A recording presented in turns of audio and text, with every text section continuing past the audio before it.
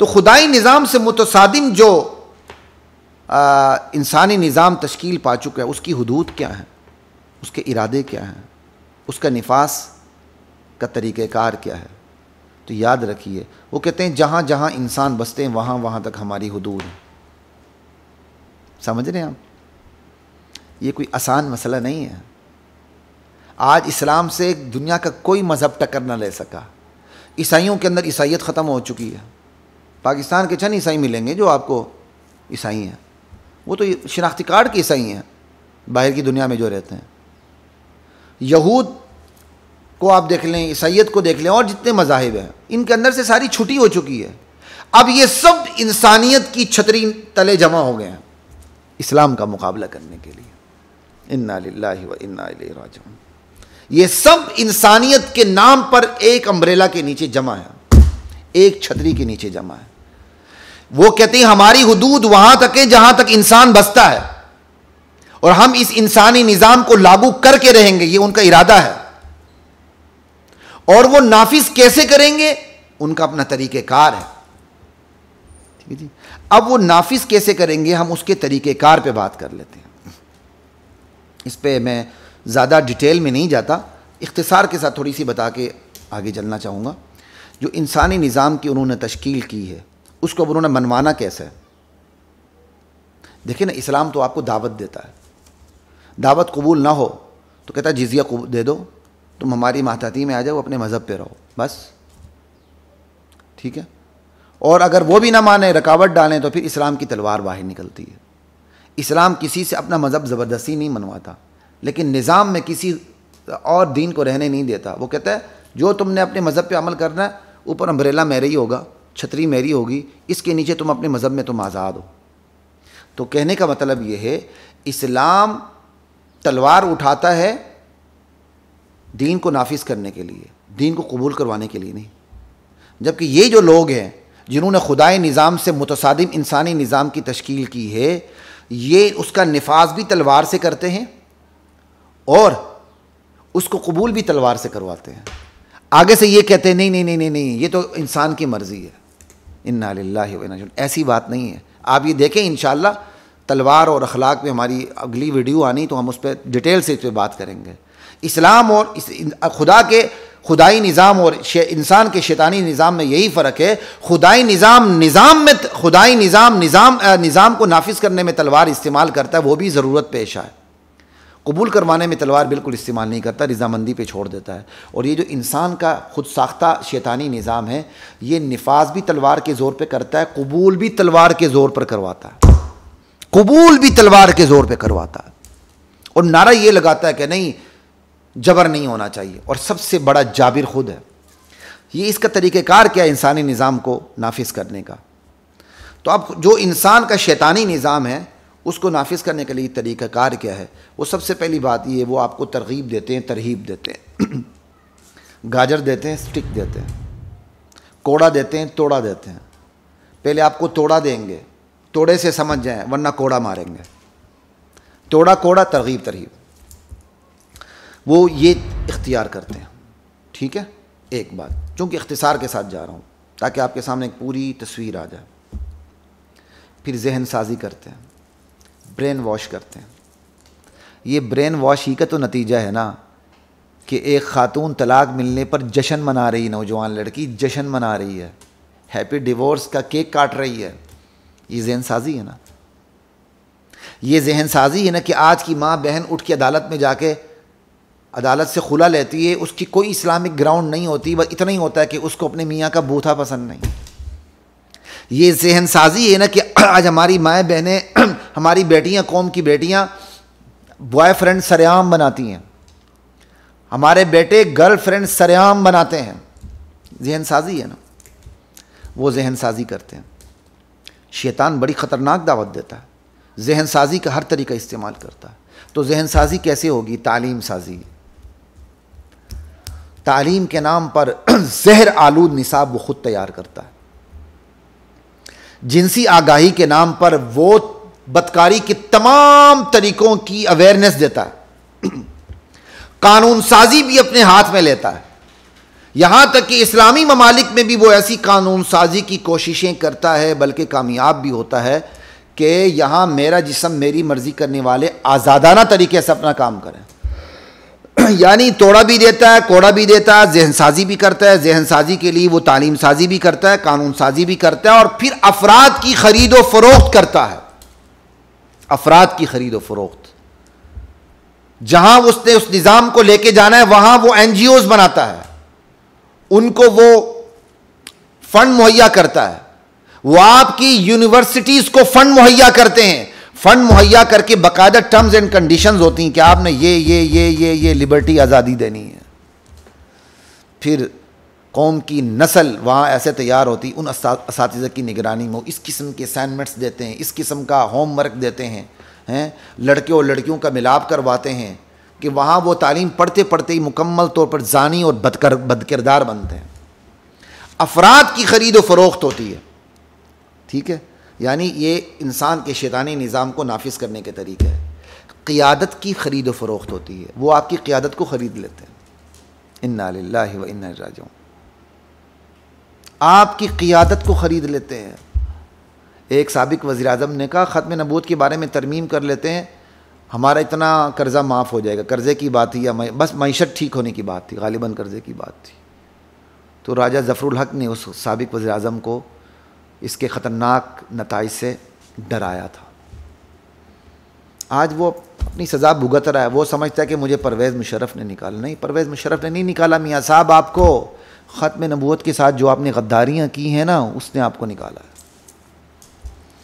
ला इलाहा इल्लल्लाह। तो खैर, हमारी बात हो रही थी इंसान के शैतानी निज़ाम को नाफिज करने के तरीक़ेकार पर। वो अफराद को ख़रीद लेता है, वो क़ियादत सियादत को ख़रीद लेता है, वो NGOs को पैदा करता है, उनकी फ़ंडिंग करता है। आगे बढ़ते जाइए। फिर ऊपर से आलमी, चूंकि सारी आलमी ताकतें हैं मुत्तहिद हो चुकी हैं इंसानियत के नाम पर, आलमी मालियाती इदारों का जो दबाव होता है वो अपना एक किरदार अदा करता है, वो दबाव डालती हैं। सिफारती बंदिशें, इक़्तिसादी दबाव, इक़्तिसादी बंदिशें, सिफारती दबाव भी, इक़्तिसादी दबाव भी। अब आज आप नहीं देख रहे तालिबान को, तालिबान आ गए, सिफारती बंदिशें भी शुरू हो गई, इक़्तिसादी बंदिशें भी शुरू हो जाएंगी आपके सामने। फिर मीडिया पे कंट्रोल, वो मीडिया को प्रमोट करते हैं, उसकी बेस को वो अपने हाथ में रखते हैं। यही तो पिलर्स है ना, यही तो पिलर्स है। मीडिया को कंट्रोल करते हैं। मीडिया के अंदर बदकिरदार दानिश्वरों को प्रमोट करते हैं, जाहिल दानिश्वरों को प्रमोट करते हैं, जाहिल एंकर्स को प्रमोट करते हैं। जुबान एंकर की होती है, उस जुबान से जो कुछ निकलता है ये इंसानी शैतानी निज़ाम ने जो बनाया वो कुछ उसके मुंह से निकलता है, वही उसके मुंह से निकलता है। इन्ना लिल्लाहि व इन्ना इलैहि राजिऊन। ला इलाहा इल्लल्लाह। और फिर वो आपकी पार्लियामेंट के अफराद को भी ख़रीद लेते हैं कि कानून साजी क्या करनी है और कैसे करनी है। आज आप घरेलू एक्ट को नहीं देख रहे हैं, आप घरेलू ज़िंदगी के हवाले से किस किस्म की कानून साजी की कोशिशें हो रही हैं। आलमी मालियाती इदारे कौन कौन से कवानीन आपसे पास करवाने की कोशिशें कर रहे हैं। ये सब इंसान के बनाए हुए खुद साख्ता शैतानी निज़ाम की कारिस्तानियाँ हैं। ये हैं आलमी ताकतें, आलमी मालियाती दबाव के मज़ाहिर। पार्लियामेंट के अफराद को भी ख़रीद लेते हैं, मीडिया पर भी कंट्रोल करते हैं। फिर जो मॉडरेट किस्म के उलमा होते हैं, या उलमा के नाम पर लोग उनको उलमा समझते हैं, आलिम नहीं होते हैं, या आलिम होते हैं मॉडरेट होते हैं, उनको वो पकड़ लेते हैं, अपनी जाल में फंसा लेते हैं, उनको वो प्रमोट करते हैं।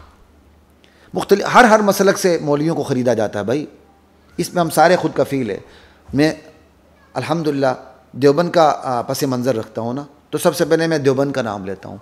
देवबंदी मौलवियों को भी ख़रीदा जाता है, बरेलवी मौलवियों को भी ख़रीदा जाता है, अहले हदीसों को भी ख़रीदा जाता है। हर तबके में से लोगों को ख़रीदा जाता है, उन्हें प्रमोट किया जाता है। फिर इन्हीं तबकों से निकले हुए जब मॉडरेट तबका होता है, जो ना अपने आप को देवबंदी कहता है, ना आपको बरेलवी, ना अपने आप को क्या कहते हैं अहले हदीस कहता है, कि वो किसी में समा नहीं सकता, तो उसने अपनी कोई जुदागाना एक मस्जिद बनाई होती है, अपने कुछ जदीद उसके ख़यालात होते हैं जो खालिस इस्लाम से मुतसादिम होते हैं। ये जो आलमी ताकतें हैं वो ऐसे उलमा को, ऐसे इस्लामिक स्कॉलर्स को फ़रोग देते हैं, प्रोटेक्शन देते हैं, प्रमोट करते हैं। इनसे बने बनाए सवालात होते हैं, बने बनाए जवाबात लिए जाते हैं।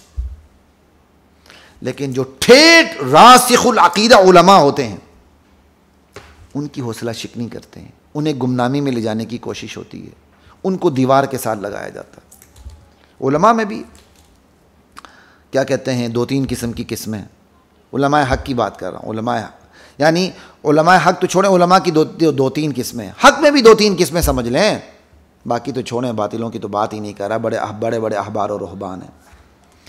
एक वो उलमाए जो जारहाना रवैया रखते हैं, वो डिफेंसिव नहीं होता है, वो कहते हैं नहीं करना तो फिर ऑफेंसिव डिफेंस करें, जारहाना दिफा करें।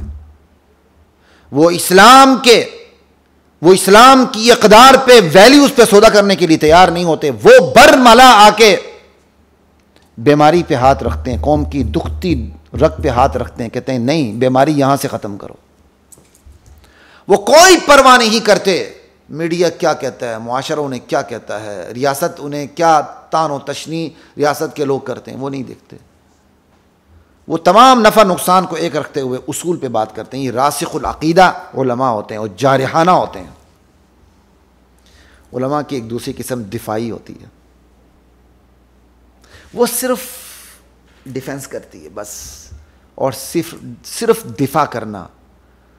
ये तो जोग्राफी दिफा भी दुनिया का कमज़ोर तरीन दिफा होता है। जो फौज सिर्फ दिफा करती है वो बड़ी बुज़दिल होती है। महज दिफा का तो कॉन्सेप्ट ही अफवाज में ख़त्म हो चुका है हर जगह। दिफा है तो ऑफेंसिव डिफेंस है। कौम दुश्मन मुल्क की सरहदों के अंदर घुस के अपना दिफा करो, तुम्हारी ऐसी की तैसी, समझ आई बात की। महज दिफा करना, कोई जूता मारे तो ऐसे करना। एक लतीफ़ा याद आ गया ना, मियाँ बीवी में बड़ा इत्तेफाक था, साथ वाले घर में कोई आवाज़ भी नहीं आती थी, तो साथ वालों ने कहा जी माशाल्लाह आप नए हमसाए हैं, काफ़ी अरसा हो गया, बड़ी मोहब्बतें, कभी ऊंची आवाज़ हमने सुनी ही नहीं। तो मियाँ ने कहा जी हमारे अंदर बहुत इत्तेफाक है, आप सिर्फ हमारे कहे हंसी सुनते होंगे और कुछ भी नहीं। क्योंकि हम मियाँ बीवी आपस में मजाक करते हैं और मेरी बीवी मुझे जूते मारती है मजाक में, नहीं लगती है वो जूता, मुझे नहीं लगता है तो मैं हंसता हूँ, जूता लग जाता है तो फिर मेरी बीवी हंसती है। ठीक है, घर के तमाम मामलात हमने तकसीम किए हुए हैं। छोटे छोटे मामलात मेरी बीवी के हाथ में हैं, बड़े बड़े मामलात मेरे हाथ में हैं। ये छोटे छोटे मामलात हैं कि अपने खावन को पॉकेट मनी कितनी देनी है, बच्चों को किस स्कूल में दाखिल करवाना है, किस में नहीं करवाना, किस रिश्तेदार से ताल्लुक़ रखना है, किस से नहीं रखना, बेटे की शादी कहाँ करनी कहाँ नहीं करनी, क्या खाना क्या, ये सारे छोटे छोटे काम बीवी के हाथ में। ये बड़े बड़े काम वो मेरे हाथ में है। मसले कश्मीर, चेचनिया, बोस्निया, अफ़गानिस्तान, फ़लस्तीन हैं, ये मसले कैसे हल होंगे, ये बड़े बड़े मसाइल मेरे हाथ में हैं। मैं जो कहता हूँ घर में मेरी मानी जाती है। बस ये आजकल हमारी सूरत हाल है, अल्लाह हिफाजत फरमाए। तो मैं दिफाई पर बात कर रहा था। हमारा उलमाए हक़ का एक तबक्का कह रहा हूँ, वो सिर्फ दिफा में मोर्चा जन है, बस वो सिर्फ दिफा करता है, और दिफा भी बसा औकात बहुत बुरे तरीके से करता है, बहुत बुरे तरीके से। वो सिर्फ ये बताता है अमर बिल मारूफ, नहीं अनिल मुनकर के करीब भी नहीं जाता, वो करीब भी नहीं जाता। वो कितना करने के काम ये हैं, वो न करने के काम नहीं बताता आपको। अभी भी मैं मुहर्रम में देख रहा था कि मुहर्रम में करने के काम ये हैं, तो मेरा जी चाहा कोई ऐसी पोस्ट भी मेरे सामने गुजरे कि मुहर्रम में न करने के काम कौन से हैं। देखें भाई, इस्लाम के 2 उसूल हैं, अमर बिल मारूफ नहीं अनिल मुनकर। एक ब्रांड के मौली साहब हैं, BBC या पता नहीं किसने उनका इंटरव्यू लिया, और उस इंटरव्यू का एक हेडलाइन लगी हुई है कि तबलीग का उसूल ये कि हम मजम्मत नहीं करते। तो मौलाना फिर आप तबलीग ही नहीं करते, फिर आप तबलीग ही नहीं करते। मीठी मीठी बातें तबलीग नहीं है। नहीं अनिल मुनकर तो है ही मजम्मत, कि सबसे पहले उस बुराई को जड़ से उखेड़ दें। नहीं उखेड़ सकते, जुबान से मजम्मत करें, समझाएं, नहीं तो दिल के अंदर खुद मजम्मत करें और बुराई को करीब ना आने दें। आपने मजम्मत, इस्लाम की उसूल मजम्मत ही की छुट्टी करवा दी। पूरा कुरान गद्दारों, बेईमानों, बदकारों, दीन से मुनहरिफ लोगों की मजम्मत पर मुश्तमिल है। असल में वही बात है ना, खटमलों की तारीख की किताबें पढ़ पढ़ कर हम किस तरफ चले जाते हैं, कुरान पढ़ते नहीं है, तो फिर यही होगा ना कि हम मजम्मत नहीं करते। तो मैं बात कर रहा था, हमारे उलमा के एक तबका सिर्फ दिफाई है, बस जूता पड़ता है तो ऐसे करता है, वो न करने के काम नहीं बताता आपने ये नहीं करना, वो सिर्फ करने के काम बताता है। वो मजम्मत नहीं करता, वो नहीं अनिल मुनकर नहीं करता, वो सिर्फ अमर बिल मारूफ करता है। ये बहुत बड़ा खला है, बहुत बड़ा खला है। अगर ऐसे उलमा की तादाद बढ़ गई, इस्लाम मगलूब हो जाएगा। जब तक अमर बिल मारूफ नहीं अनिल मुनकर दोनों नहीं होते, इस्लाम को गलबा मिल ही नहीं सकता। तो खैर, आपको तीसरे किस्म के उलमा बताता हूँ। ये मुदाहिन होते हैं, मुदाहनत करते हैं, ये दीन की गलत तस्वीर पेश करते हैं, दीन के उन्वान से गलत बात करते हैं, सिर्फ अपना पेट पालते हैं। उलाइका मा याकुलून फी बुतूनिहिम इल्ला अन्नार, दीन के नाम पे सिर्फ अपने पेट में आग डालते हैं और कुछ भी नहीं करते। ला इलाहा इल्लल्लाह। यही किस्में दानिश्वरों के अंदर हैं।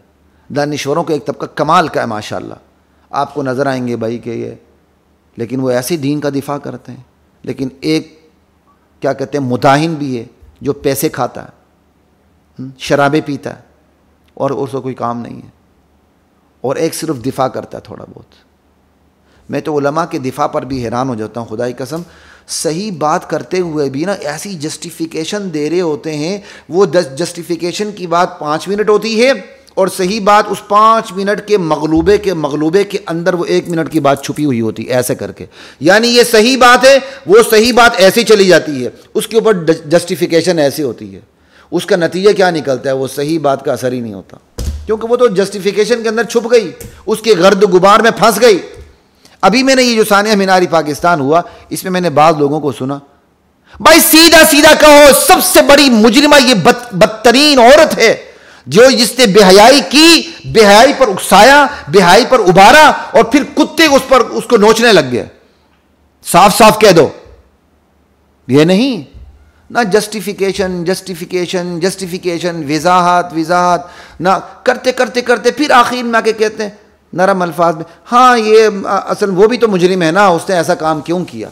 ये मैं आपको एक बात पेश कर रहा हूँ, शायद मेरी बात मुकम्मल हो, लेकिन ऐसी तस्वीरें आपको मिलेंगी, सिर्फ इस सानिए में नहीं, कहीं भी आप देखें इस्लाम के हवाले से बात होती है तो हमारे उलमा का या हमारे बाद दानिश्वरों का ऐसा बदतरीन मिजाज बन चुका है कि इस्लाम की बात खुल के उनको करने की तौफीक नहीं होती।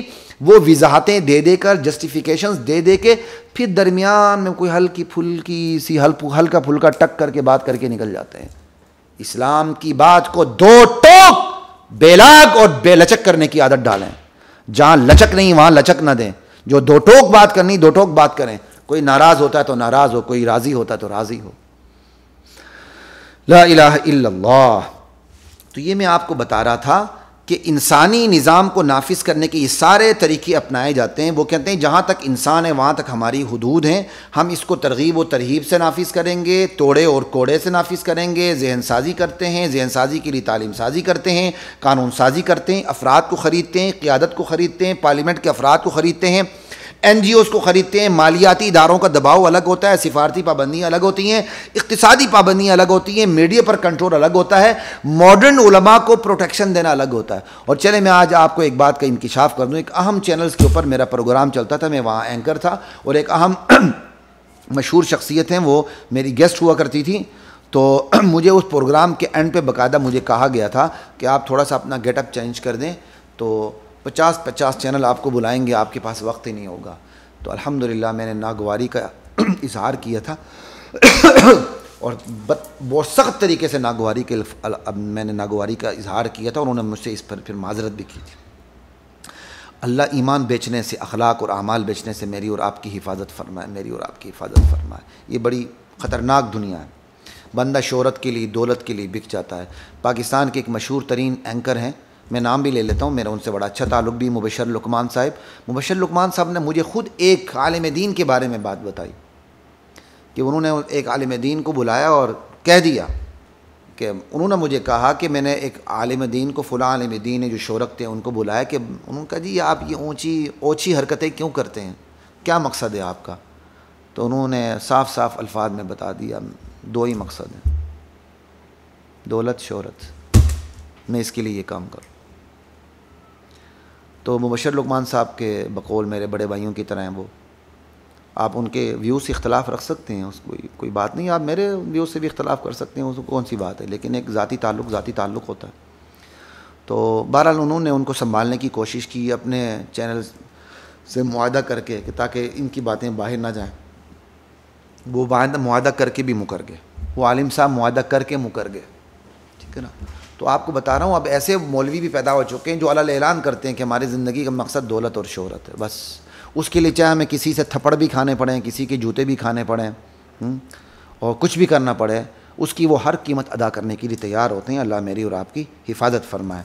तो ये होते हैं कि इंसानी निज़ाम को तश्कील देने के यही मुख्तलिफ़ तरीके होते हैं। मीडिया पर कंट्रोल हो गया, मॉडरेट उलमा को फ़रोग़ देना हो गया, खालिस उलमा पे कंट्रोल हो गया, उनकी प्राइवेसी में और जो अच्छे लोग हैं उनकी प्राइवेसी में दखल देना हो गया, सारी चीज़ें हैं।